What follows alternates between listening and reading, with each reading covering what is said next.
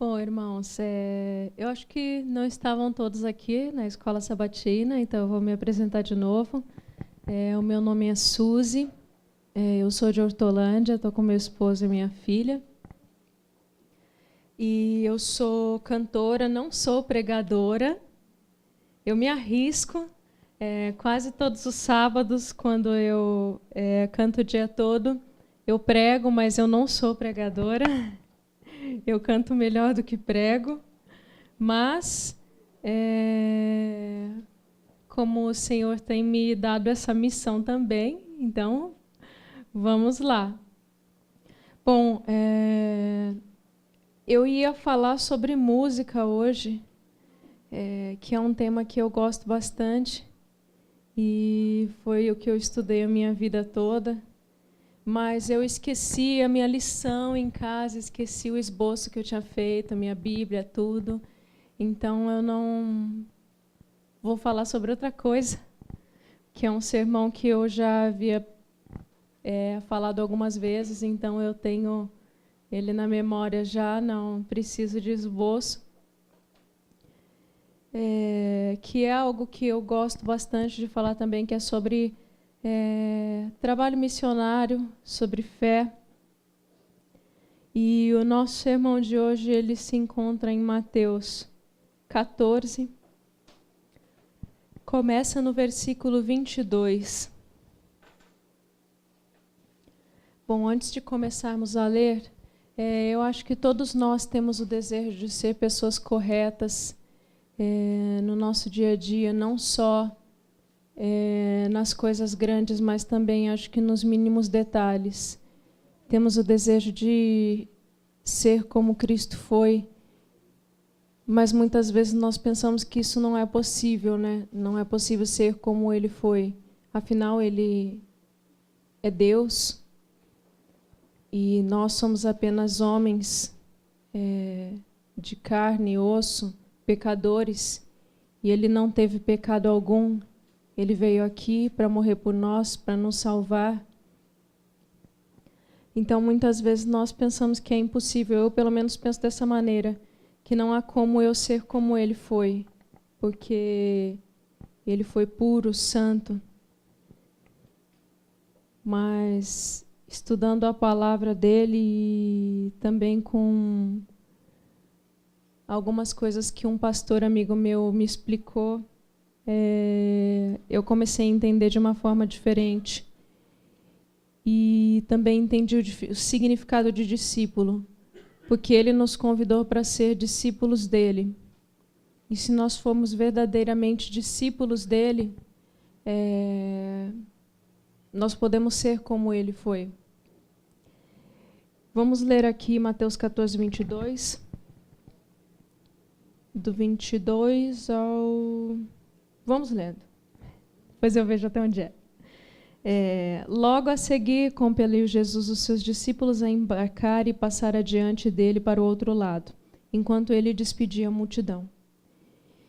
E despedida a multidão, subiu ao monte a fim de orar sozinho. E caindo a tarde, lá estava ele só. Entretanto, o barco já estava longe e muito estadio da terra, açoitados pelas ondas, porque o vento era contrário. Na 4ª vigília da noite, foi Jesus ter com eles, andando por sobre o mar. E os discípulos, ao verem-no andando sobre as águas, ficaram aterrados e exclamaram: "É um fantasma?" E, tomados de medo, gritaram. Mas Jesus imediatamente lhes disse: "Tende bom ânimo, sou eu, não temas." Respondeu-lhe Pedro: "Se és tu, Senhor, manda-me ir ter contigo por sobre as águas." E ele disse: "Vem." E Pedro, descendo do barco, andou por sobre as águas e foi ter com Jesus. Eu sempre achei muito interessante essa história. Jesus andando por sobre as águas e Pedro logo disse: "Jesus, se és tu, manda que eu vá ter contigo." Eu sempre achei muito interessante por que Pedro teve essa reação. Mas se você entender o pano de fundo dessa história, ela faz todo sentido. Jesus, ele era um rabino judeu que vivia em um século judeu, num mundo judeu. Ele tinha costumes judeus e, naquela época, todas as crianças judias, quando completavam 6 anos, elas iam para as sinagogas estudar com o rabino local. E dos 6 aos 10 anos, mais ou menos, elas faziam uma primeira fase, que se chamava Beit Sefer. E essa primeira fase, elas aprendiam os primeiros 5 livros da Bíblia, o Pentateuco, escritos por Moisés. E então, durante esses anos, o rabino analisava essas crianças e as conhecia e via qual era os mais inteligentes, os melhores, os que mais se destacavam. Então, ele escolhia essas crianças para continuar um segundo nível. As demais podiam voltar para suas casas e continuar as suas vidas normalmente com os seus pais. Elas paravam os estudos. Só os melhores continuavam. Então, elas iam para um segundo nível, chamado Beit Talmud. Esse segundo nível começava aos 10 anos de idade e ia aproximadamente até os 15. E então eles estudavam o restante do Antigo Testamento com o rabino local. E durante esses anos, o rabino continuava a observar as crianças que mais se destacavam. Era uma segunda seleção, né? Os mais inteligentes, os mais concentrados, os melhores dos melhores, para continuar um terceiro nível, que se chamava Beit Midrash. E durante esse terceiro nível,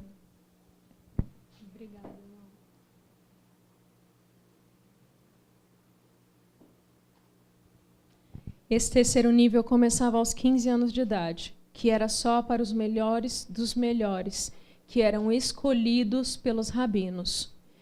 Não era qualquer um que podia estudar, era só quem era escolhido. Você tinha que ser selecionado, senão você ia para sua casa para aprender os afazeres dos seus pais, que era marcenaria, carpintaria, os demais da época, pesca. E os mais inteligentes, como eu já disse, continuavam a estudar. E quando você era escolhido para o terceiro nível, então você não voltava mais para sua casa. Você passava a viver com o rabino. E onde ele ia, para onde ele viajava, você ia com ele. Então, naquela época, eles tinham o costume de dar a seguinte bênção para os seus filhos que eram escolhidos: que você fique coberto pela poeira do seu rabino. Porque conforme o rabino caminhava e os seus discípulos iam atrás, a poeira das sandálias do rabino ficava nas vestes dos discípulos. Então, você só era um discípulo se você fosse muito bom. Você tinha que se destacar, você tinha que estar entre os melhores dos melhores para ser um discípulo do rabino. Senão, você não era. Então, naquela época também tinha o seguinte: cada rabino pensava de uma forma, cada rabino interpretava a Bíblia de uma forma. Ele olhava a Bíblia e achava, esse verso significa isso, eu acho que é assim, assim. E outro rabino interpretava de outra forma. Então, essa interpretação se chamava gema do rabino. E o seu discípulo assimilava a gema do rabino.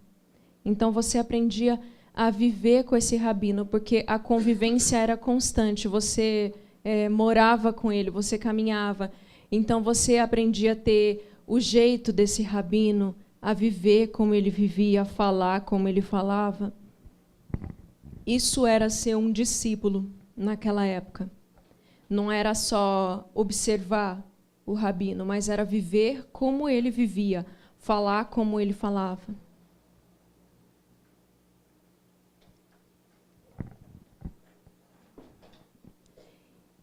Então, nós voltamos aqui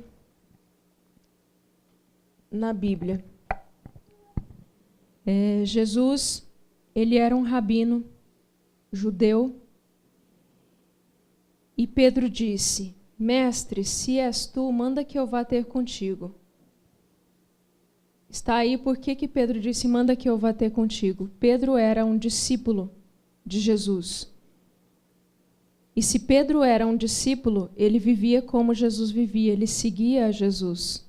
Então, se Jesus estava caminhando sobre a água, ele também podia caminhar sobre a água. Por esse fato, ele falou: Jesus, manda que eu vá caminhar sobre a água com você. Então Jesus falou: vem. E Pedro foi e começou a caminhar sobre as águas. E continuamos aqui no verso 30. Reparando, porém, na força do vento, teve medo e começou a afundar e gritou: Salva-me, Senhor. E prontamente Jesus estendeu a mão e tomou-o e disse: Homem de pequena fé, por que duvidaste? Por que duvidaste? Eu sempre achei que Pedro tinha duvidado de Jesus, por isso que ele tinha afundado. Mas Jesus não estava afundando. Então, Pedro, na verdade, ele duvidou de si mesmo. Mas Jesus não duvidou dele, porque Jesus disse: vem. Então, Jesus sabia que ele podia. Porque Jesus disse: vem. Só que ele teve medo. E muitas vezes, nós nos sentimos dessa forma. Jesus fala: vem, e nós temos medo. Nós não nos sentimos capacitados. Nós pensamos que não temos estudo suficiente, que não podemos dar um estudo bíblico porque não conhecemos a Bíblia de uma maneira profunda, ou que não sabemos fazer uma bela oração, ou que não sabemos cantar tão bem, não sabemos pregar tão bem. E temos medo de fazer o que o Senhor nos chamou. Mas se Ele disse: vem, nós temos que ir sem medo, porque é Ele quem vai capacitar. Para ser discípulo naquela época tinha que ser o melhor dos melhores. E quando Jesus foi escolher os seus discípulos, a Bíblia relata que ele estava andando pelo mar da Galileia e viu 2 homens fazendo o quê? Então eles eram pescadores. Isso quer dizer que eles não eram os melhores. Eles haviam feito apenas o primeiro nível. E mesmo assim Jesus falou: vem e me segue. Eu sempre achei bem estranho também essa forma que a Bíblia relata, que imediatamente eles deixaram tudo e seguiram a Jesus. Só que Jesus era um rabino e eles sabiam que para ser discípulo tinha que ser muito bom. E um rabino ali caminhando pela praia e fala: vem e me segue. É claro que eles iam deixar tudo e seguir. E imediatamente, a Bíblia fala, imediatamente, essa palavra sempre me chama muito a atenção, que eles deixaram as suas redes e seguiram a Jesus. E os outros discípulos também, nós sabemos que nenhum deles estavam entre os melhores. Um era cobrador de impostos, os outros também eram pescadores. Nenhum estava entre os melhores dos melhores. E, no entanto, Jesus disse: vem. E todos eles deixaram tudo, tudo, para seguir a Jesus. E foram sem medo. Porque Jesus disse: vem e me segue. E eles foram. E nós vemos na Bíblia que homens difíceis. Pedro era um homem chucro, sem estudo, mal sabia falar. E, no entanto, depois da convivência com Jesus, até a sua sombra curava. As pessoas tocavam em sua sombra e já recebiam a cura. Porque ele aprendeu a ser verdadeiramente um discípulo. Quando o Senhor me chamou para o ministério, eu não estava na igreja, eu estava fora. Como eu disse para os irmãos, eu sou cantora. Eu canto desde um pouquinho antes dos 3 anos. mas profissionalmente eu comecei a cantar com acho que 18 ou 19, e não na igreja, fora. E quando ele me chamou, acho que eu estava com 25, 24, não me lembro. E eu falei, como que eu vou voltar se eu fiquei tantos anos fora da igreja? Como que eu vou chegar lá na frente? Eu moro em uma cidade que é praticamente de adventistas, e eu moro num bairro de adventistas. Só no bairro que eu moro são, acho que 3 igrejas. 3 igrejas grandes. E quase todo mundo que mora lá é adventista. E eu nunca me importei das pessoas verem que eu tinha saído da igreja, e nunca me importei com isso. Mas quando foi para voltar, eu falei, como que eu vou voltar? E o que as pessoas vão falar? O que eu vou falar quando eu for à igreja? Não por falta de experiência, eu tinha, mas eu não sabia como falar. E também o meu esposo trabalhava no sábado ainda, e ele não acreditava no sábado. Ninguém da família dele é adventista, e eu nunca fui muito boa para explicar as coisas para ele, as coisas da igreja. Eu já logo perdi a paciência, porque eu acho assim, o Senhor falou, e acabou. Eu não tenho paciência para explicar. Se o Senhor falou para devolver o dízimo, devolve e acabou. Não tem porquê. Se Ele falou para guardar o sábado, guarda e acabou. Eu não fico explicando muito, rodeando muito porquê. Ele falou, acabou. E eu não tinha muita paciência de explicar o porquê para ele. Então eu falei, como que eu vou ir se o meu esposo não é adventista? Como que eu vou fazer? O que eu faço? Eu não tenho como ir. Não tenho como. Mas ele disse, vem. Vem assim mesmo. E eu vim, comecei a gravar o CD, e pensei, e ainda preocupada, o que eu ia fazer, como eu ia fazer. E ele ainda trabalhando no sábado. E eu apenas orando. Então, na empresa dele, eles do nada mudaram a carga horária lá para só de segunda a sexta, e não precisava mais trabalhar no sábado. E então não precisou mais trabalhar. O Senhor providenciou sem ele ter que sair, sem eu ter que explicar, sem nada. Então ele já começou a não trabalhar mais no sábado. E logo eu terminei o CD e ele começou a me acompanhar e se batizou.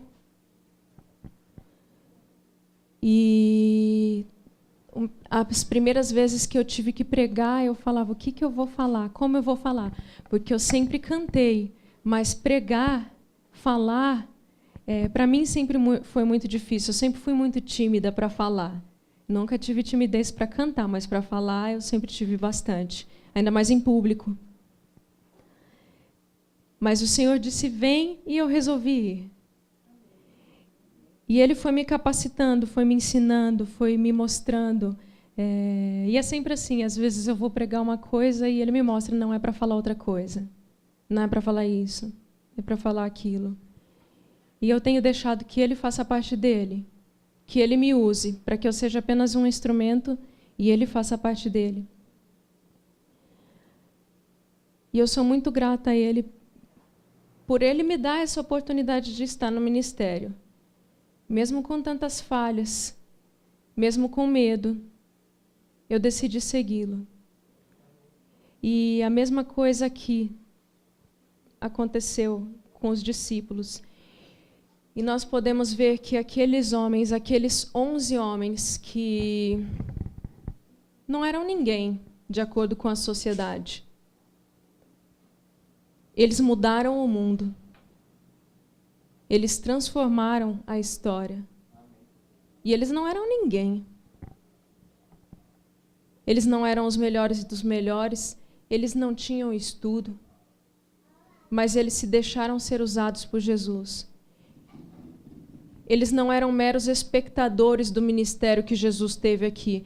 Porque, como nós falamos hoje de manhã, milhões seguiam a Jesus. Mas apenas 11 foram verdadeiramente discípulos. E esses 11 transformaram a história. E hoje eu tenho certeza que Ele está nos convidando para ser discípulos dele. Eu não tenho dúvida que Ele está nos convidando, porque senão você não teria o desejo de estar aqui hoje. Você não teria o desejo de estar aqui para louvar o Senhor, para adorar o Senhor. Muitas vezes você pode estar pensando, mas eu não sei dar estudo bíblico. Então viva como Ele viveu, ame como Ele amou. Testemunhe na sua casa. Testemunhe no modo de você tratar a sua esposa, de você tratar o seu esposo, de você tratar os seus filhos. Os seus vizinhos vão ver isso, vão ver essa diferença. Isso é ser um discípulo.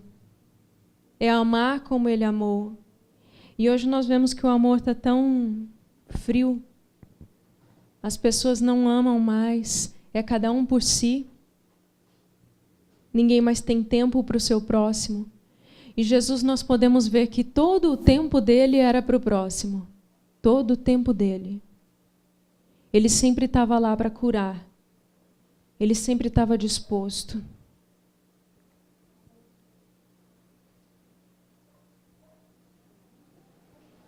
Em todos os momentos que Jesus esteve aqui, Ele nunca se negou a atender alguém, que fosse uma criança, que fosse uma mulher, que na época eram mais segregados, as mulheres e as crianças, mas Jesus sempre estava lá, Ele sempre falava, deixa vir a mim, porque Ele amava.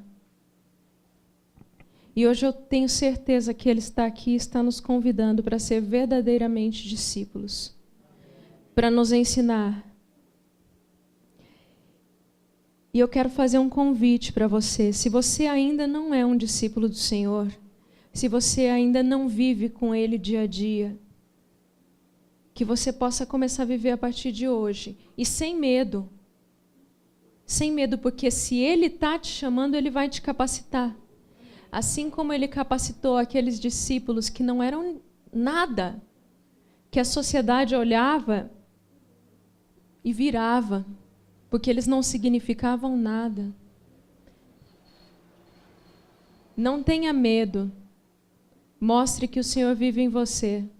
Mostre que você ama como Ele amou, que você vive como Ele viveu, porque Ele diz que nós podemos ser assim. Você não sabe, mas Ele quer te ensinar. Essa canção que eu vou cantar nesse momento se chama O Poder da Fé. E ela fala sobre os momentos que nós caímos e que Deus sempre nos dá novas chances. Sempre nos ajuda a levantar, a achar um novo início, para que os sonhos dele se realizem na nossa vida. Para que nós possamos cumprir o que ele tem para nós. Que às vezes realmente dá medo. Mas Ele está conosco, Ele está do nosso lado. Ele não prometeu que ia ser fácil, mas Ele falou, eis que estou convosco até a consumação dos séculos. E Ele é um Deus de promessas cumpridas. Então que você possa escutar essa canção e aceitar o chamado dEle para a sua vida. E ser um discípulo, e não apenas um espectador desse ministério que Ele teve aqui. Amém.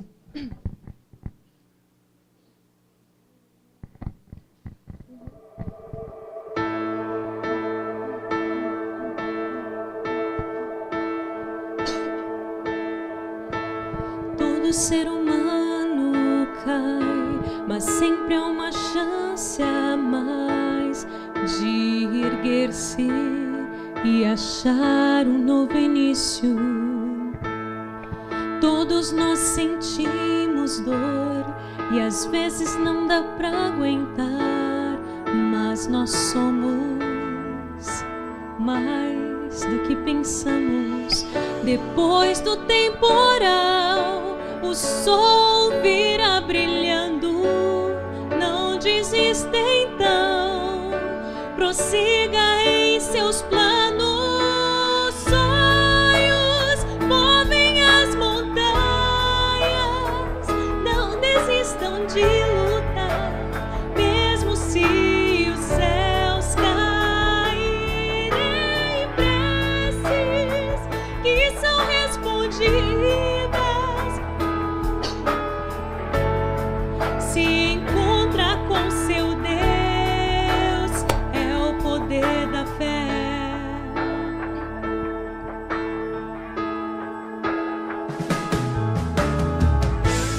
Há quem diga pra você que é impossível, mas não escute, não deixe de tentar.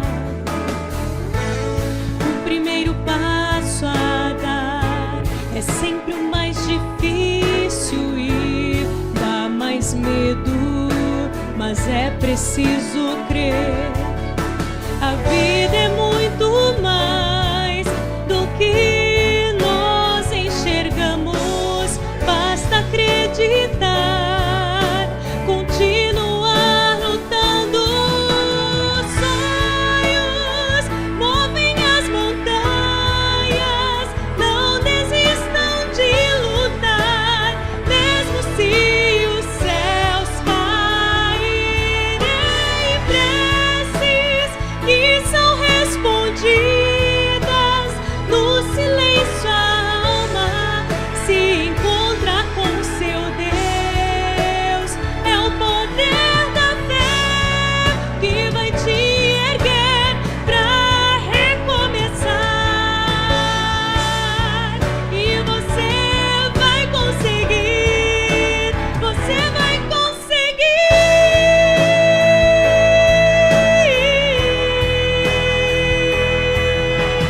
Sonhos movem as montanhas, não desistam de lutar, mesmo se os céus caírem. Preces que são respondidas, no silêncio a alma se encontra com seu Deus.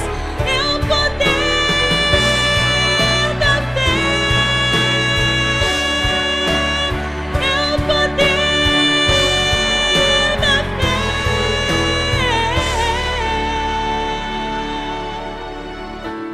Todo ser humano cai, mas sempre há uma chance a mais.